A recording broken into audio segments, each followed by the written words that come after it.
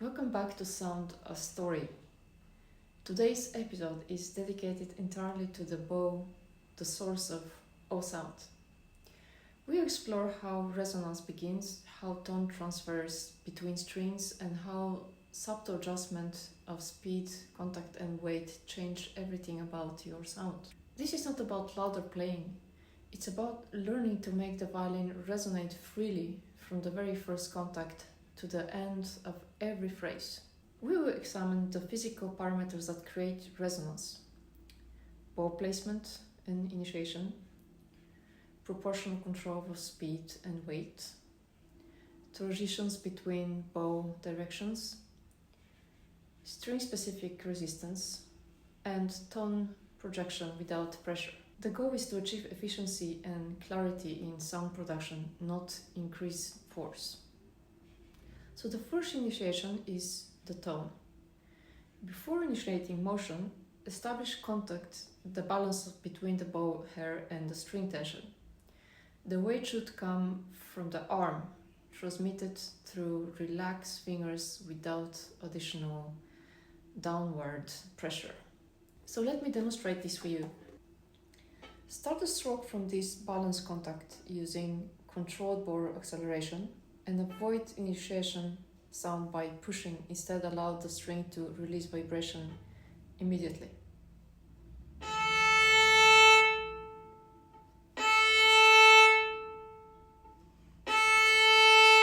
So I'm not pushing the bow in the string, I'm just finding a contact point and then feeling the string under the hair and immediately initiating the speed of the bow.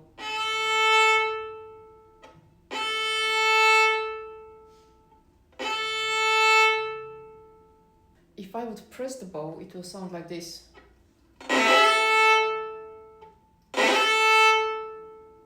So the efficient tone starts with controlled bow acceleration and minimal vertical tension. Bow weight is the passive transfer of arm mass through the hand. Pressure is in active force applied by the index finger of the hand and the muscles. In resonant tone production, we really weight rather than pressure. Overpressing dampers vibration and limits the overtone response. You should feel the string's resistance, not fight it. I will demonstrate with a passive arm mass through the hand, and then I will demonstrate the force by the index fingers on the hand muscles. And you will see that the resonance is really different. So I will apply just the weight of my hand now and draw the bow.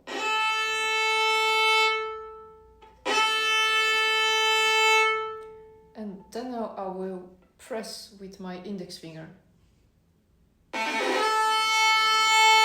So even if I have more speed not to produce this crushing sound, it will sound pressed and the string will not vibrate because I'm pressing it too much. This is the press sound versus the weight of my arm on the string.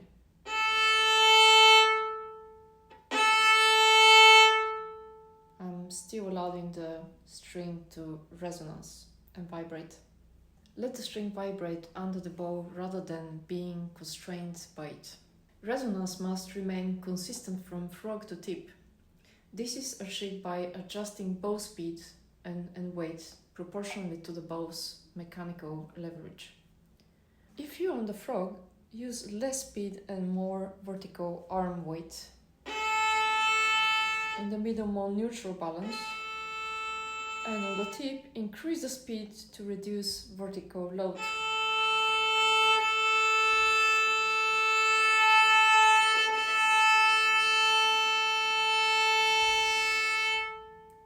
So I will demonstrate one more time on the opposite string. Let's take D string this time, and we will compare the imbalance versus proportional control. So on the frog we'll have more weight from your arm, relaxed fingers, and less speed. In the middle is more neutral with maybe a little bit more speed. on the tip we have much less weight and more speed. Each string requires different resonance management. G string has high tension, then we need slower bow speed, greater depth of contact. D string, moderate resistance, balance parameters. E string, more flexible response to varied articulation. And E string is the lowest mass, needs minimal weight and higher bow velocity. Adjusting bow parameters to each string maintains consistent projection and tonal equilibrium. So let's start from G string. So we have a higher tension and slower bow speed and more contact on the string. I'll demonstrate by playing just a small scale on G string only. So we'll just use from G to D.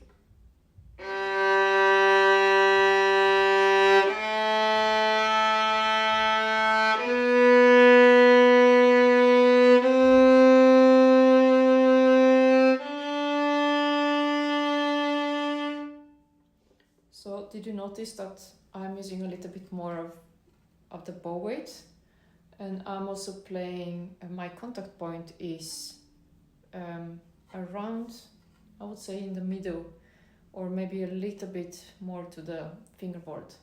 So demonstrating this string, the same, it's more balanced. We don't use so much pressure.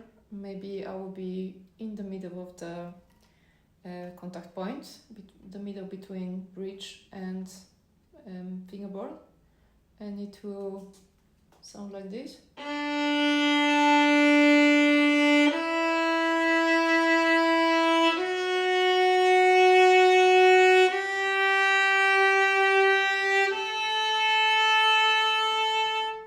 On A string I'll be more flexible to respond to the different articulation.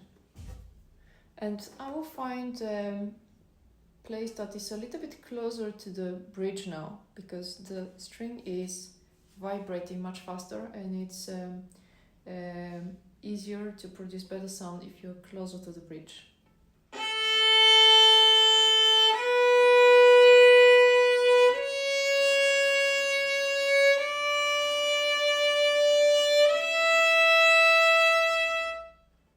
Speed is a little bit faster too, as you come closer to A and E string. And E string is the lowest mass and needs a minimal weight and higher bow velocity. And that will be maybe the same close as I was on A string to the bridge.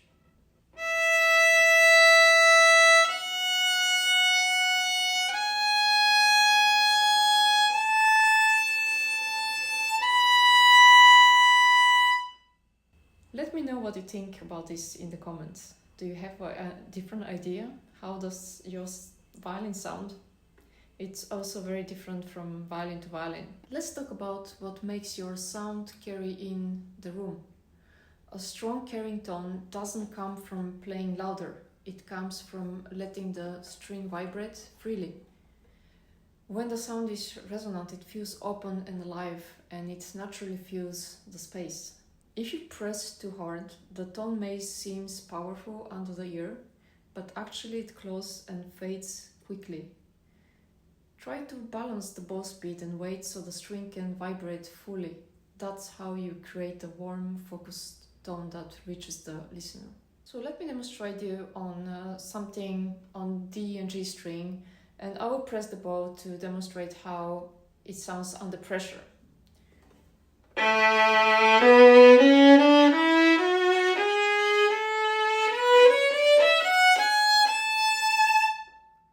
And then I will demonstrate exactly the same but with less pressure.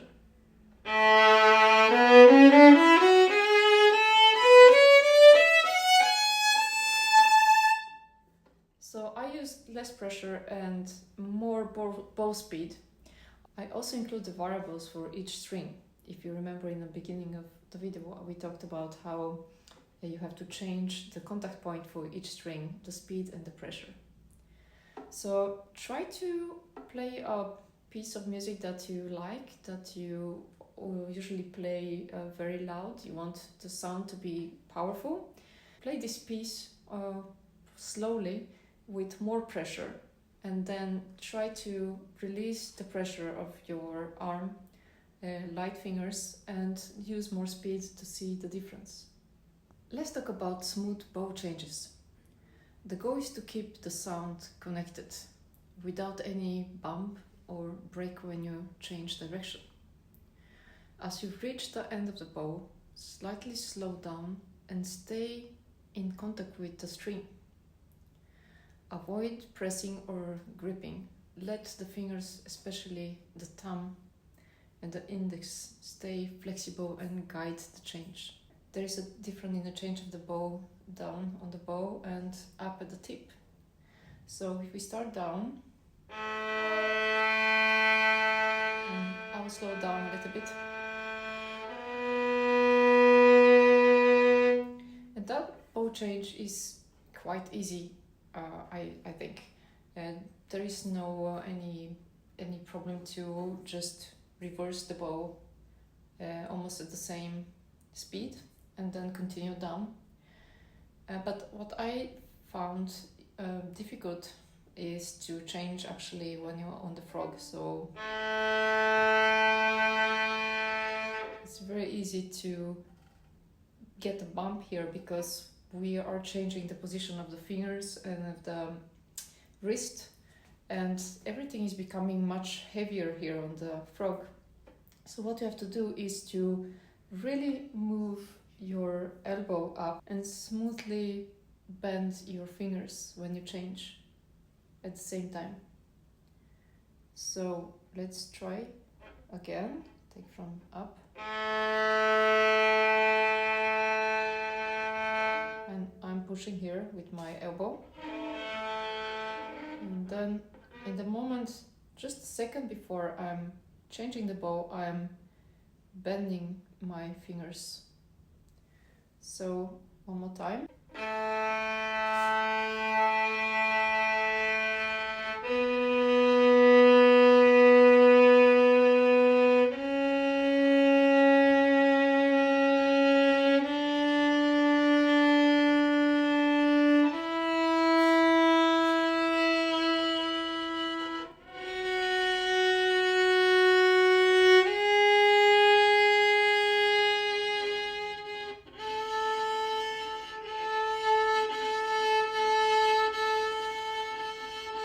It's a very, very subtle movement of the fingers, and as more as you move and make sudden movements in the fingers or in your arm, as more bumps you hear. So very, very smooth movements with both fingers and elbow and arm. Of course, all of this part is working, but the elbow and the fingers and the wrist, they are mostly visible. So when you keep the motion relaxed and continuous, the tone stays resonant and the change becomes almost invisible. Now let's integrate everything we discuss into one resonant stroke. Begin with establishing a balance contact with the bow resting on the string. Natural weight, no pressure on the string. And as a starter motion, let the tone from arm weight, allowing gravity to the work instead of muscular force. As you travel along the bow, adjust the speed and the weight.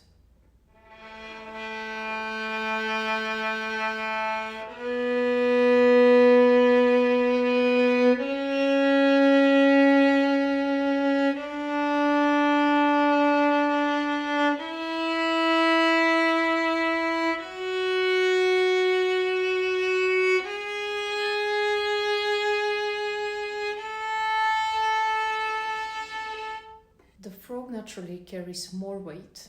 The tip requires a slightly faster bow to maintain the same tone core. Adapt your contact point where you are on the string, closer to the bridge or to the fingerboard, to the resistance of each string.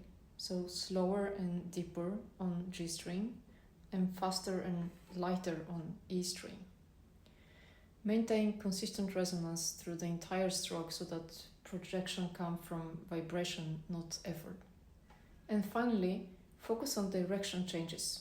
Connect up and down bows as one continuous motion, keeping the string vibrating freely through each reversal. These parameters together define resonant bow technique, the ability to sustain tonal stability and flexibility in any dynamic range. So let us play one scale. Take A major scale. So we start from G string and we play all the way to E string. That's 2 octaves. So we play that slowly and try to think about all the parameters we talked about: the bow weight, the contact point, the bow change, and the different strings.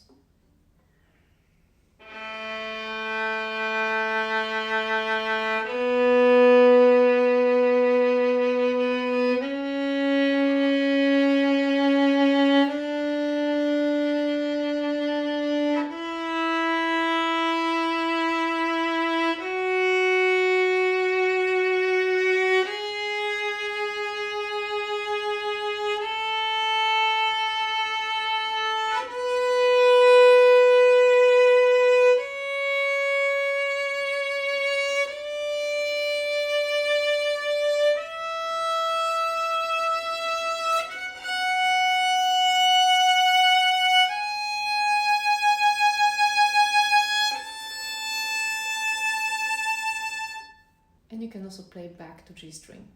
So let's create a practice structure. I suggest that day 1 you only practice open strings and you concentrate only on the tone production. So nothing else, just listen to your tone and try to initiate a good position of your bow without thinking of the other parameters. So we play 4 times on every string.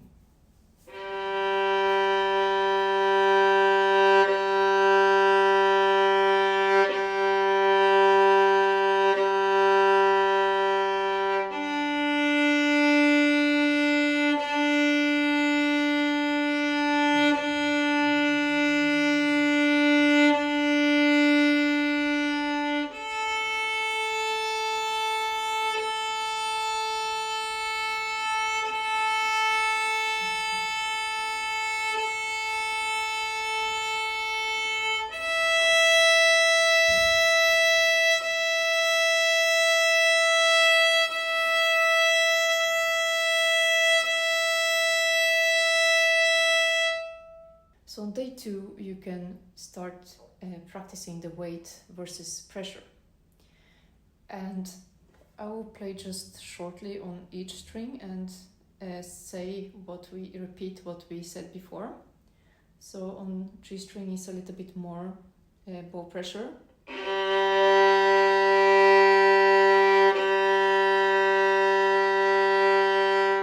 And try to have this natural weight, not press with the finger, but natural weight to the string and allow the string to vibrate regardless the weight.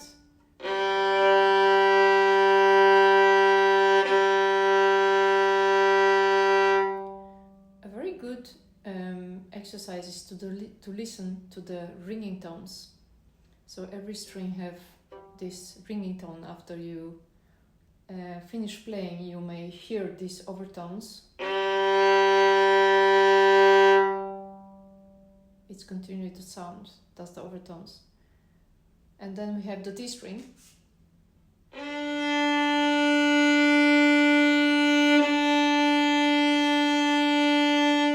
little bit less bow pressure, closer to the fingerboard. And then you have A string.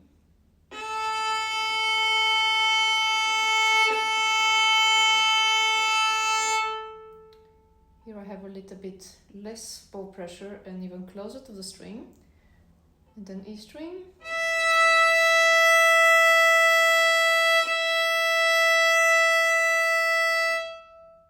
And now I'm closest to the bridge. And don't have pressure at all. Just using my elbow to balance the weight of the bow. Let your arm weight guide the tone on each string. On day 3, we will practice the tone resonance. That means that we want to even the tone from frog to tip. So we want the tone to sound the same here as it will sound on the top of the bow. Let's try that by playing on each string 2 times.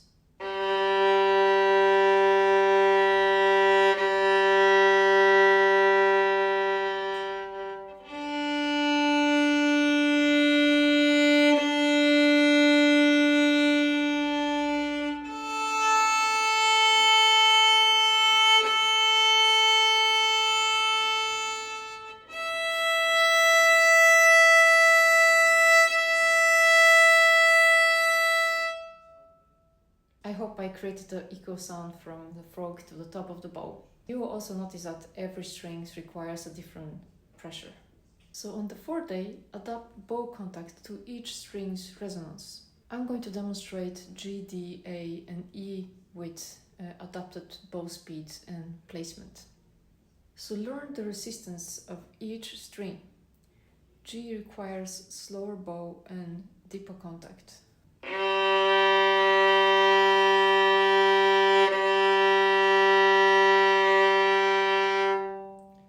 D string almost the same, I would say, maybe a little bit lighter contact.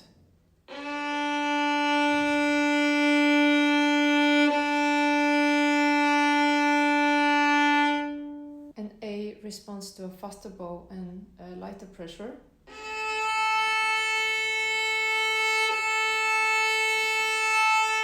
And E, even faster bow and lighter weight.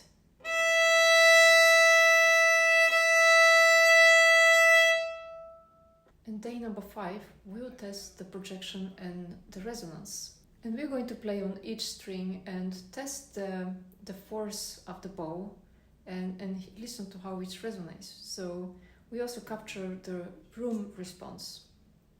So we can use more weight on G string since the G string is the thickest string.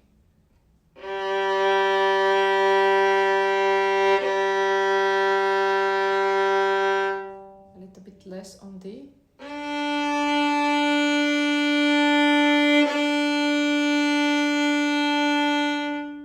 Less on A.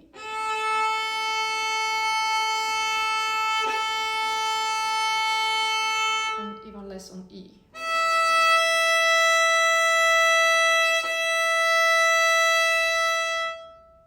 And day 6, you can practice bow changes. So connect direction through continuous motion. I'm going to play twice on each string, starting on G string.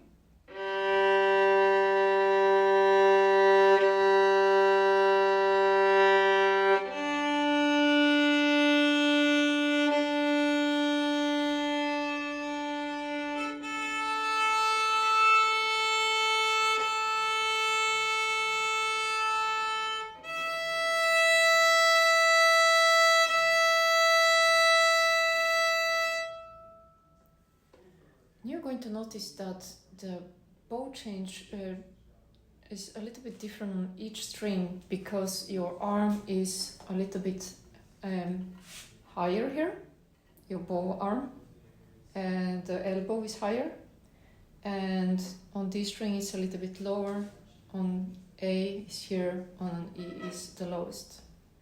And that's why the bow change at the frog can feel a little bit different every time. I would suggest that you play on each string at least 8 times so you can feel the differences. And to really get used to the height of your elbow, and arm should always be low, but the height of the elbow is different, as I said. Master 1 variable each day. Integrate all for full resonance. Thank you for watching and for exploring sound and resonance with me today. If you found this helpful, don't forget to subscribe to RisingStrings Academy for more lessons on tone, phrasing and violin artistry. Keep experimenting, keep listening, and let your sound tell the story. See you in my next video.